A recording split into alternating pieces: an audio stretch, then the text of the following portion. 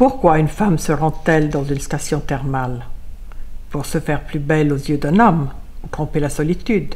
Certes, mais il y a là du prix que toute femme connaît. Les cures thermales ne servent à rien. Elles ne changent pas le visage, n'éliminent pas le ventre.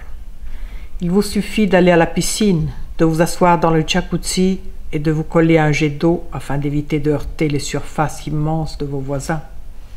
Il vous suffit d'observer les vastes cuisses qui se plongent en titubant dans l'eau, les bouclettes délavées qui dépassent des bonnets de bain, pour vous dire que les cures ne leur ont pas fait grand-chose et qu'elles ne vous feront pas grand-chose non plus.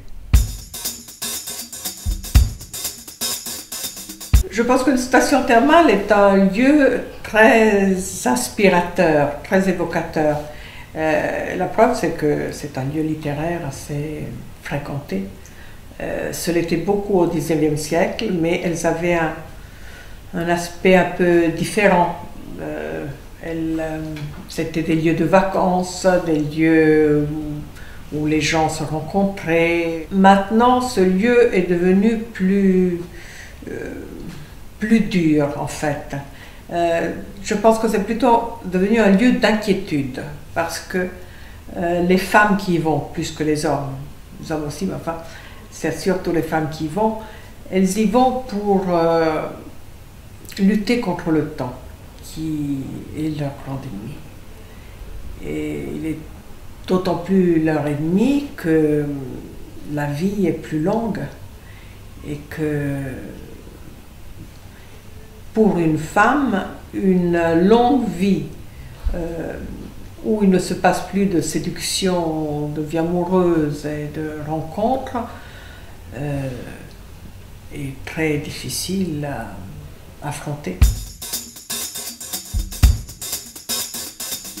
Derrière cette façade bienveillante de la station thermale, il y a les coulisses où se font d'autres opérations. Et à certains moments, des personnages disent c'est un lieu pour taillader les vieux. Et effectivement, c'est un petit peu ce qui se passe, que les femmes, si elles veulent vraiment rajeunir, vraiment perdre 6 mois ou 1 an, elles doivent se faire couper, injecter, brûler, etc. Enfin, elles doivent se faire torturer.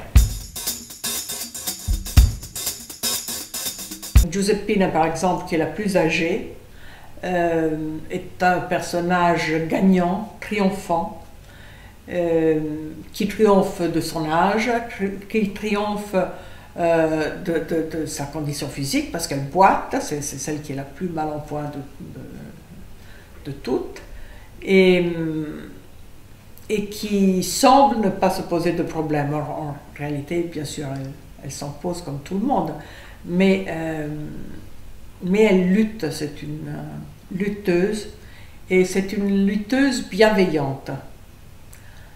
Je dirais qu'elle est assez sympathique.